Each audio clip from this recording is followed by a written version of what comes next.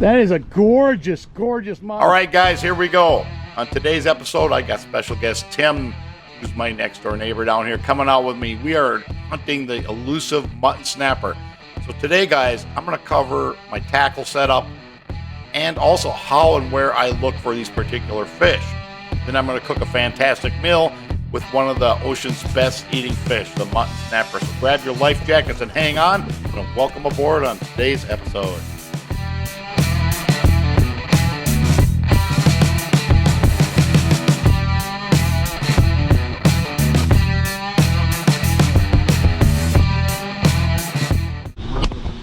Good morning, guys. Captain Matt here.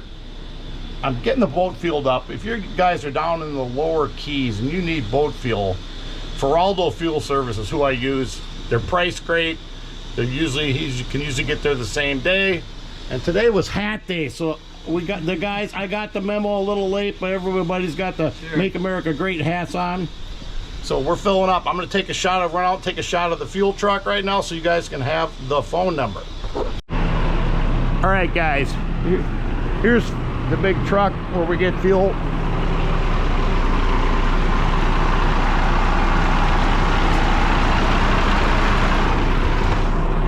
One thing, guys, if you got a bigger boat, you need fuel for the lower keys.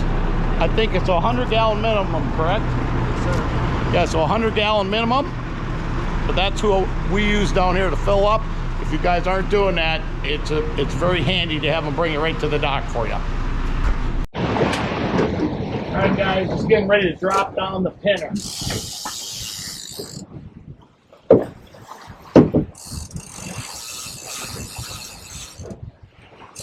I keep the clicker on when I'm dropping it, that way I don't have a big bird's nest. At least until I get the weight on it.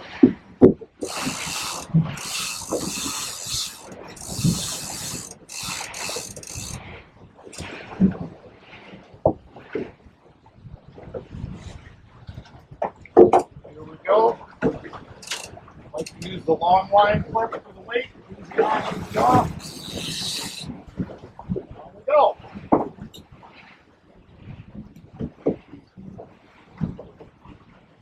Our line is perfect.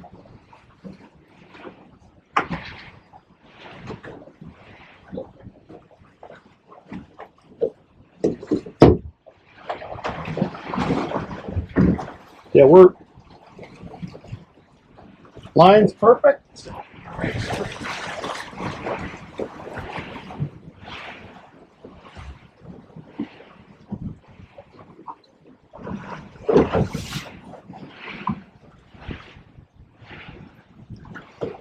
Again, stop it about halfway down, let it straighten back out. If you're in 150 feet or less, or 100 feet or less, you don't have to do that. But a little over 150 here, so I like to do that. Okay, that's it. We're just going to wait for the bite on the bottom, guys. If you get bit, you want to drop your spool, give him a bunch of line. That fish is going to take off and run with the pinfish, turn it around in his mouth and eat it. So ideally, you want to give him a minute to do that. Here's my rod setup, guys, I'm running on this one. First of all, the rod is a 20 to 40 pound rated rod. It's a 7-foot rod. The reel is an Okuma SLX 10SC. I've had it for years. The line is 40 pound braid. The top shot is 40 pound mono, 50 feet long. The weight, anywhere from 8 to 32 ounces, depends on the current and what it takes to get it down there. I use a small Longline clip in order to clip the weight to the line above. So to attach the monofilament to the braid, guys, I use an Alberto knot. And when I take the Longline clip, I clip the weight above the knot. That way it does not slide down to the bait. Very important, guys, when you hook one of these fish, you do not want to horse him off the bottom. It's going to take you a couple minutes of back and forth to get his head up and get him coming. If you horse him, usually you'll pull the hook on him. You're looking at your chart plotter, or this particular map is actually off a satfish. But your chart plotter is going to show a lot of these things. First of all, here's a the main wreck out front of Marathon. Everybody knows where it is. Easy to find. There's also the Marathon Reef here. Okay. Then we've got 7 Mile Bridge Reef. Your chart plotter is going to show you a bunch of different things. You've been fishing Marathon a little while and you know a few wreck spots. How do you find more of them? So initially what I like to do, I'll come out here and troll planers. Maybe start up here by duck, just an example, and you work your way from 100 to 300 feet trolling around. So once you find a few locations, you want to have a handful of spots between what I would call either the patch reefs in the winter. Any of these can be good, fishing patch reefs. Mix that up with a little yellowtail action as well. But if you're going to hit the deeper spots, let's say you got the Thunderbolt here. Like I said, everybody knows that one. The Marathon Reef out front. You're going to find spots on here. Maybe there's going to be fish holding in this spot. You can find a spot over here. Wow, there's fish here most of the time. Out on the 7 Mile, you're going to have a couple, 3 spots here. So what I like to do, I've got a number of spots through here I've ran over that hold fish on and off throughout the year. So what you do is first thing, once you get out here, you got a bunch of spots you found either off your chart plotter or through, like I said, trolling planers is a great way to find other stuff. But let's say we hit this area. We've got a spot out here like at 250, 110, 100. We're going to work this area, for example. First thing, I run out. Normally, we have a current coming from kind of the west. Let's say your current's kind of coming in just like this today. All right, what we're going to do is I typically use pinfish for bait. Squid will work. Ballyhoo will work for bait. Excellent. I use butterfly them. Say the current's coming this way. All right, we're going to start here. I come out, I drive over the spot with the boat. And as you come over it, you verify, all right, there's some fish on it. So you got a little spot here. We'll call it a 20-foot, 30-foot area with some fish marking on the locator. I'm going to set the boat up 500 feet this side right here. Start my drift, drop down to the bottom. You may have to use your motor to go back and forth, but you want to drift by the wreck or by the structure. So I'm going to go about 500 feet each side, and I'm going to do 3 or 4 swaps past that particular wreck. So I'm going to go past them maybe 3 or 4 times. Typically, I do 3.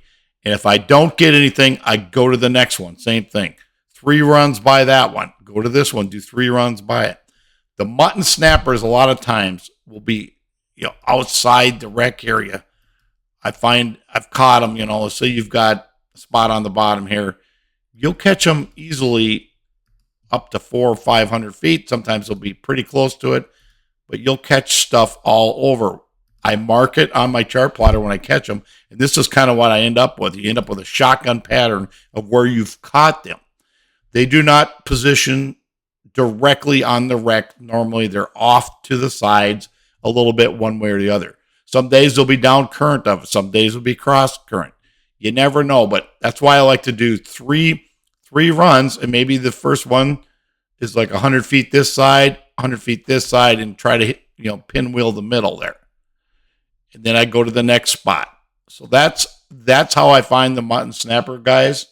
That's my methodology. And like I said, the patch reefs are a little different. If you were going to fish up here, let's say this particular patch reef, current's coming this way, maybe across the top. You're going to anchor in the sand up here. You want to be about 100 feet in front of it, at least where the back of the boat is, so your chum floats across it. You can, drop your weight down.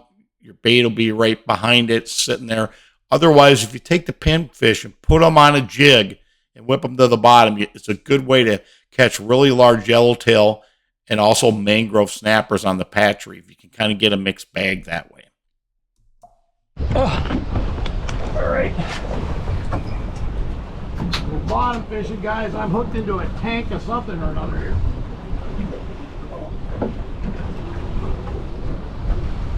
boy. He's got shoulders.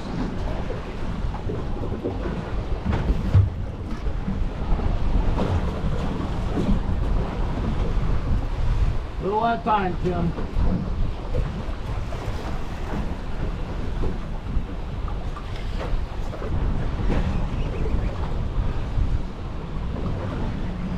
Well, 15, 20 minutes. Quite a big ham. He ain't fighting like an 8-year-old.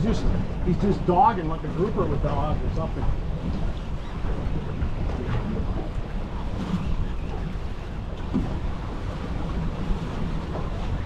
Oh, bastard's heavy, I'll tell you that. You gotta get one of those rubber things to stick on the butt of your rod so you don't get a big bruiser. I got one. It's in that bag with them planers. Not doing me any good in there.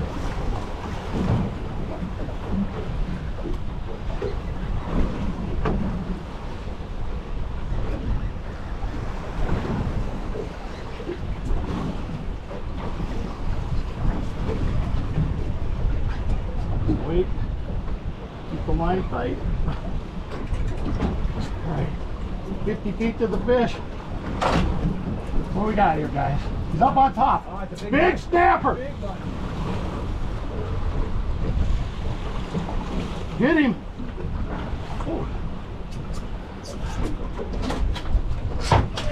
That's what Daddy does. Supper. Look at the size of that donkey. Holy shit. Supper, supper. Wow. You can't make that shit up. Look at that. Monsieur Mutton. Oh, that's a beauty. That is a gorgeous, gorgeous mutton. So guys, that's what we're doing today. We're looking for that particular fish. That's the one we came out here to get. That's him. How many? Just hang over there. Let's see how big he is, Tim.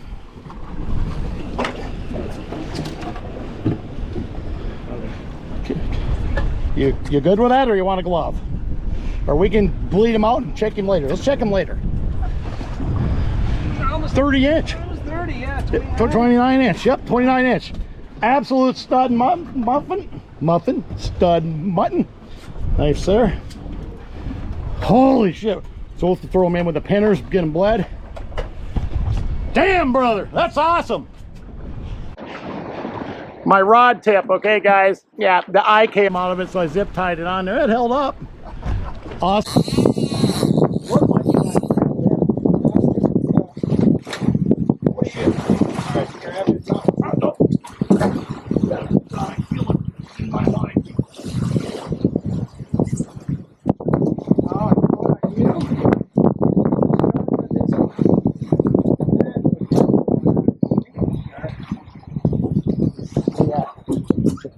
Which way are we going? I just had a fish on there too.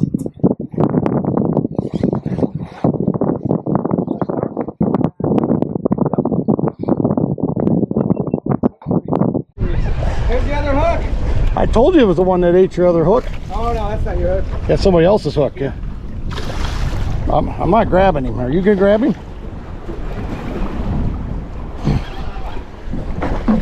I'll just look up. Do you have a pliers? There's a hook outer down there with a T handle on it. Where's that?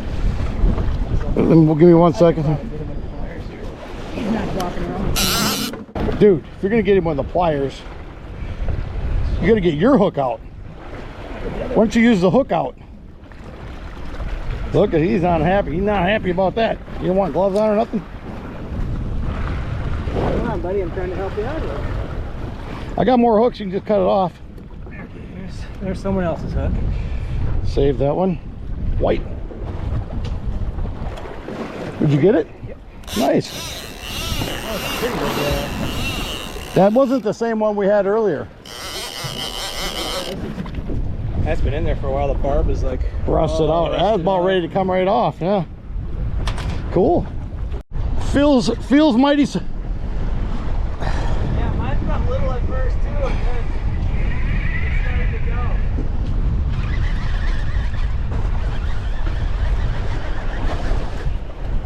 I think a shark had a hold of mine there for a second. Something bigger had him, or he got off.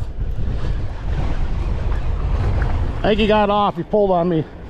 Either that or he's coming at the boat.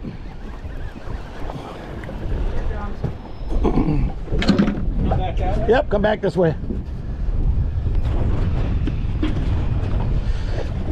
All right, keep reeling. Reel. Okay.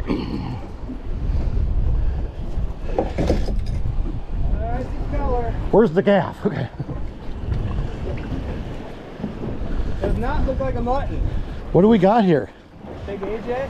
Oh no, it is a mutton. All right. Oh my God. It's got the black on the end of the tail. It's a yellow eye. All right, guys, we got him up beside the boat. We're taking a look at him. We're trying to figure out which fish this is. So let me know, do you think this is a yellow eye snapper, or do you think this is a American red snapper? Please leave a comment below if you know what fish this is. We were not sure, so back down he went. All right, as we're cruising around, checking spots, looking for more muttons, you always got a few sharks that are going to be burning around you guys out there. If they start getting bad, I'll just pick up and move location. This is a little guy. We're trying to figure out what he was, but he was following underneath the boat for a few minutes. All right, so we had a great day out there fishing, guys. This big mutton was our biggest. Had a couple other fish as well, but he was our biggest. So I like getting photos offshore when you got the ocean as a background and the sun on the fish. Okay, guys, here you go. We're going to clean the big mutton we caught today. Just measured him again. He was 28.5 inches.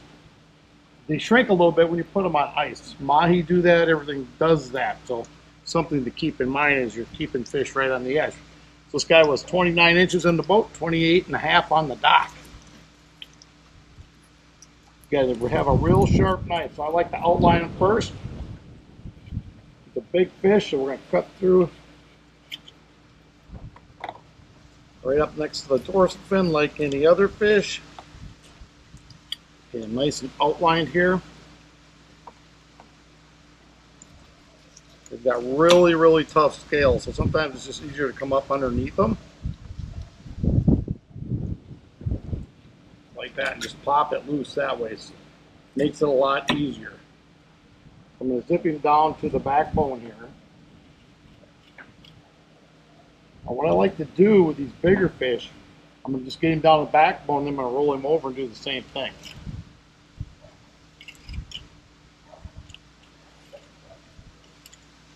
Nice and cold. We had him in the brine on the boat.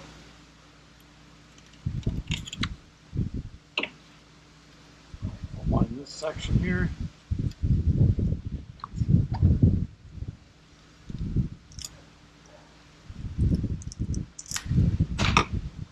All right, guys, on big fish like this, I leave the first side on. I don't cut it all the way off. I just kind of outline it, get it prepped to take off.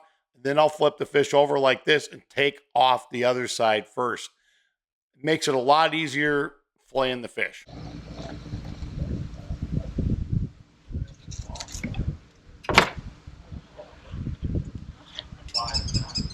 How's it going, guys? That's pretty. Oh, What time's dinner? Michel Matuan. Nice. Pretty. Good eating right I there. got a couple of them. So. Take out the pin bones next, guys, out of the side, and I like to split these big fish down the middle here. I'm going to come right down and split the top half and the bottom half of the fish.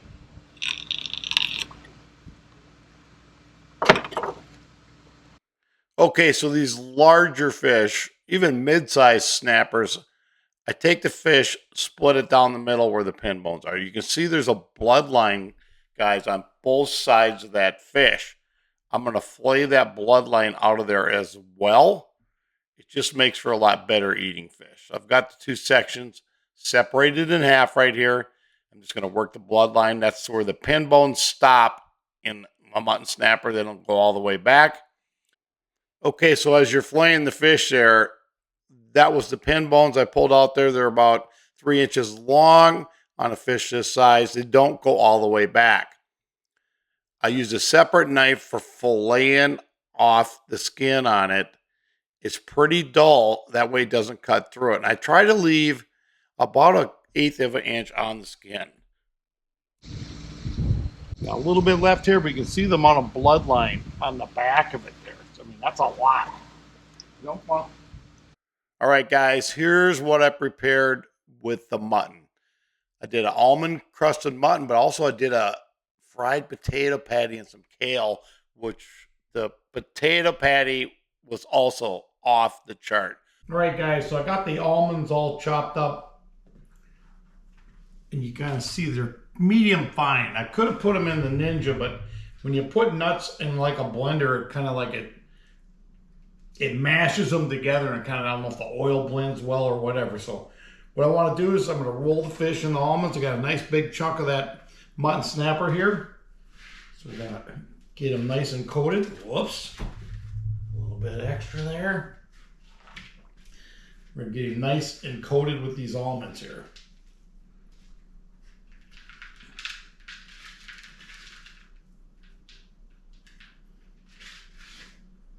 I might add a little flour, I might not. I'm still deciding. I think I'm just going to go straight nuts with it.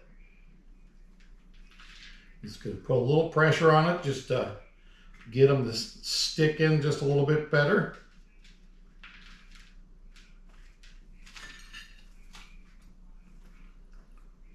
A nice coating on the top of the fish here.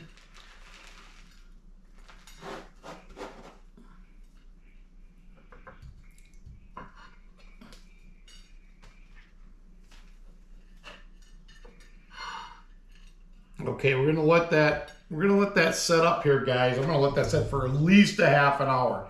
Give it time for the protein in the fish to bind the almonds to it. It's not gonna stick as well or as easy as like a panko or a flour. I was gonna add a little flour with it. I decided not to. We're just going straight up almonds. So we give that a half an hour, get a couple other things ready here for dinner, and all right, guys. So with the fish tonight, making a little different dish. We have a couple leftover mashed potatoes. So with that, I'm gonna mix that together. I've already put a couple tablespoons of minced garlic on there. We got some 4-year-old sharp cheddar, I believe. I'm gonna shred some of that up, put it in there with it. Slice up about 1/8 of an onion here and half of a jalapeno. And I'm gonna fry that in with the fish. So that's one item we're doing with the fish. And we're also going to steam some kale here that Miss Tamara has prepared. So that's what we're going to do with the fish. Just wanted to show you guys what I was doing with that. If you make a little extra potatoes, that's a good way to do a little extra spice with them afterward. Here's what we got going. I started the potato patties first. I just flipped them, gave them a nice brown. They take a little longer, so I ran them on a little higher heat, just reduced it. So we'll call it medium to medium low. Just heating up the oil for the fish. The kale is starting to steam. So here's our fish. It was in the fridge for at least a half an hour. You can see, I don't know if you can tell or not, but all the nuts are sticking to the fish. It just takes it a little while for that protein to bind whatever breading you're using. The fish, I put in a little sesame oil. So I'm going to hit the pan right now, smell them like it's about ready.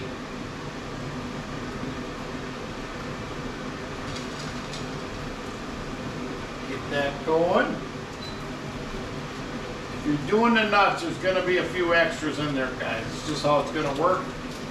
They're not going to stick as well as a panko or something, but all right, we are in the pan. All right, guys, here's what we got going. Obviously, I flipped the potato patties over. They're just finishing off. I got them on, like I said, medium-low heat. I've got the fish on. I started a little higher, and it's on a little less than the potato patties. But what I'm looking at on the side of the fish, it's a thick fillet. If you can see, like right here, it's almost halfway through. So I'm going to flip the fish right now. I want to flip it before it's halfway through. That will evenly cook through the second half of the fish. So I'm going to get that flipped. That looks amazing. I'm just going to say the potatoes, nice little sexy potato patties, and the kale right down about perfect. So We'll plate it up here, guys. That looks pretty lovely. Gonna give the fish a try.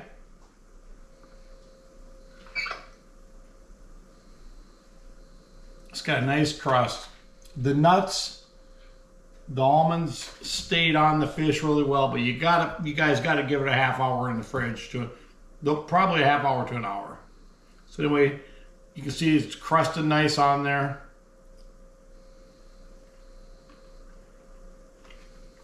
Yum. That's really good. The flavor between the almonds and then cooking it in the sesame oil, plus the mutton snapper itself is just awesome. The potato patties we made, pretty simple. Got a little crunchification on them. We're gonna see what we get, how they turned out. They're nice and brown on both sides. Hot, really hot.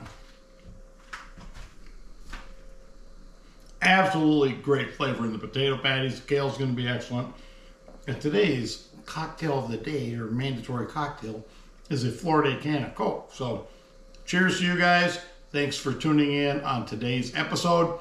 If you haven't had a chance yet, please smash that subscribe button. And guys, I've got 85 to 90% of my viewers are not subscribed. You guys watch every month. I've got at least 10,000 of you that could hit the subscribe button. So if you get a chance, just take 30 seconds, smash that button, give me a thumbs up if you like today's video. It's Captain Matt with Marathon Sport Fishing signing off for today.